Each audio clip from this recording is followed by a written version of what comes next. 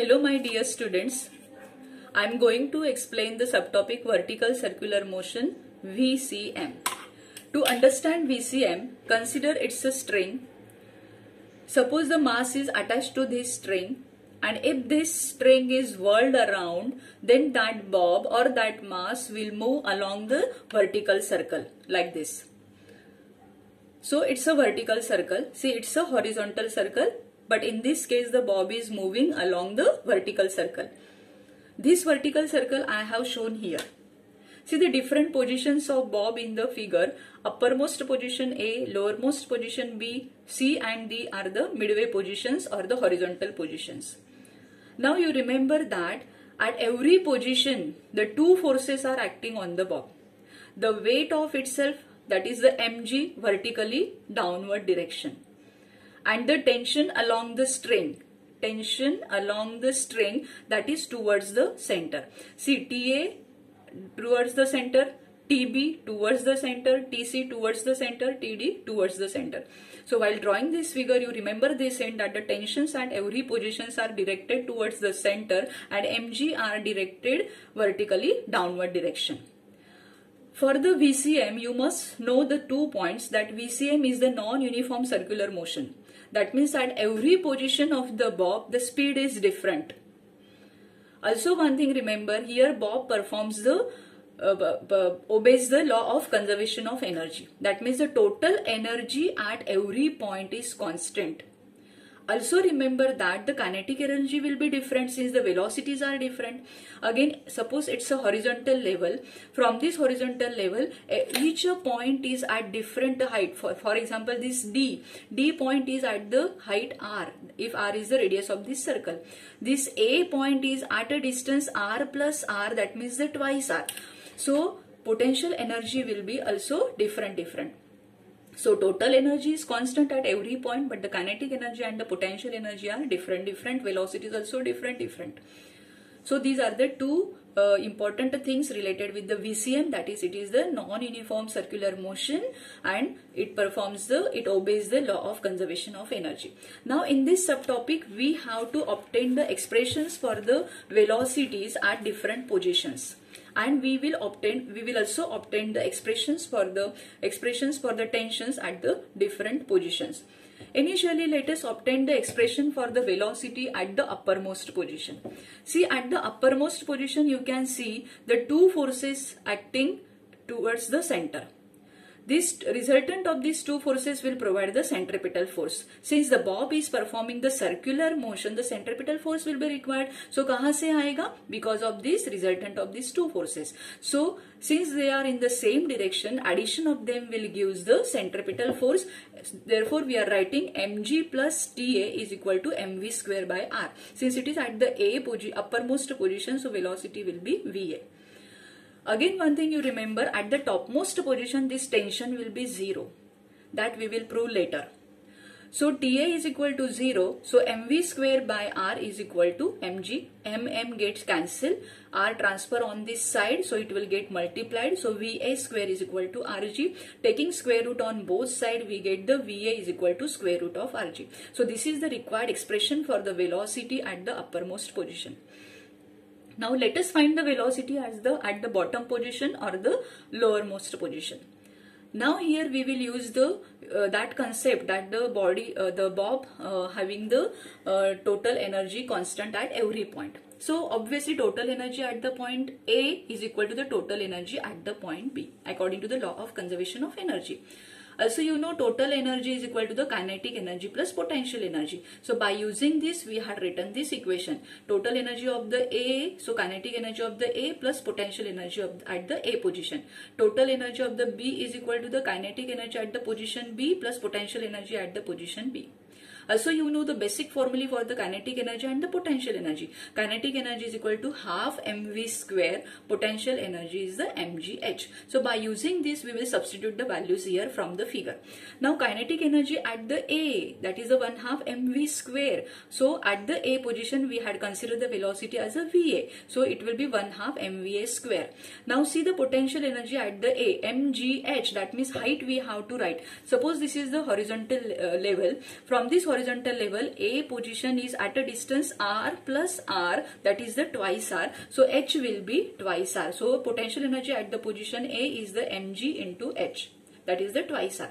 Now kinetic energy at the B, half mv square. At the B, let us consider that velocity as a Vb. Potential energy is the mg into H, this horizontal level. So B point is at the 0 height, so H will be 0. So this term becomes 0. Now this will be, now we find that the VA is equal to square root of Rg. So VA square will be the Rg. So 1/2 mRg plus twice, rearranging these terms we can write twice mRg. Now this as it is we had written. Now multiply each term of this equation by 2. So by multiplying by 2 we get mRg. 2 multiplied by 2 will be 4 mRg and half will get multiplied by the 2, so 1, so mVb square. Cancel m from each term, you will get mg plus 4rg plus 4rg, so that will be 5rg, and this Vb square we had written on this side. So taking the square root on both sides, we get the Vb is equal to square root of 5rg. In this way, we obtain the required expression for the velocity at the bottom position also and at the topmost position also. Now we have to find the expression for the velocities at the position C and the D. Both will be same because both are at the horizontal position, both are at the same horizontal level. So let us obtain that. Again, by using the law of conservation of energy only, we will find that velocity at the C and the D. So let the Vc and the Vd be the velocities at the position C and the D. So we will consider that the total energy at the B is equal to total energy at the C. Total energy is equal to the kinetic energy plus potential energy. For the C also same, kinetic energy plus potential energy at the C. By using the same formula for the kinetic energy and the potential energy, we will write this equation. Kinetic energy at the position B will be 1/2 mVb square plus potential energy at the B. Since this B is at the height 0, so mgh, h value is the 0, so we had written 0 here. Kinetic energy at the position C will be 1/2 mv square, so it will be Vc square, and the potential energy at the point C will be this R. This R we have to multiply here because it is at a distance R. See, this is the perpendicular distance up to the O and the C are at the same level. So see, since O is at a distance or at a height R, so C will be at a height R. So we can write here mg into R. Okay. Now rearranging the terms, we will get 1/2 m Vb. Vb is just now we had find it is the square root of 5rg. So Vb square will be the 5rg. Now this will be this we have rearranging this term, we can write the mRg. Now multiply each term with 2, we will get 5 mRg. Again 1/2 and the 2 multiplied by 2, so it will get cancelled, so it will be mVc square, and multiplied by 2 we get the twice mRg. So Vc square, transfer this twice Rg on this side, so it will be 3Rg. So Vc square is equal to 3Rg. Taking square root, we get the Vc is equal to square root of 3Rg. So this is the required expression for the velocity at the horizontal position or the midway position C, and that Vc will be the Vd. Vd is equal to also square root of 3Rg. So in this way we find the velocities at the 3 different positions. Same way we can find the tension at the 3 different positions. So let us find at the uppermost position first. You can see both are providing TA and the mg are providing the centripetal force. So we can write the TA plus mg is equal to mv square by r. Why we are writing the suffix x? Because it is at the uppermost position, and at the uppermost position the velocity is the VA.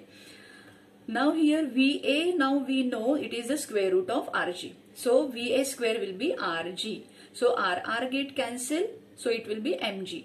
So transfer this mg on this side, it will be minus mg. So we get the TA is equal to 0. Just we proved TA is equal to 0. This we had considered while finding the velocity at the A. At the time I told we will prove later. So we proved now TA is equal to 0. Now let us find the tension at the position B. Same way from the figure, we can see both the forces are oppositely directed, TB and the mg. So resultant of them is providing the centripetal force. So TB minus mg. Why we have taken minus here? Because both are oppositely directed. Here both are directed in the same direction. So we added. So come to the point, TB minus mg is equal to centripetal force mv square upon r. Here VB we had written because it is at the lowermost position. Again we know at the VB, what is VB now? Square root of phi rg. So VB square will be phi rg. RR get cancel, it will be phi mg. Transfer this mg on this side, so phi mg plus mg will be 6 mg. So in this way TB is the 6 mg. TA we find 0, TB is the 6 mg. Now let us find the tension at the C and the D position. Okay, for that case you can see that here centripetal force is providing only this component, this force TC. Okay, so we can, because mg is vertically downward direction, so the TC is equal to centripetal force mv square by r. So TC is equal to Vc we have to substitute, and at the midway position the velocity is the square root of 3 rg. So Vc square will be 3 rg, rr get cancel, it will be 3 mg. So TC is equal to 3 mg, and since TC is equal to TD, TD also 3 mg. In this way we find the tensions at the C and the D positions, also at the uppermost position and the lowermost position.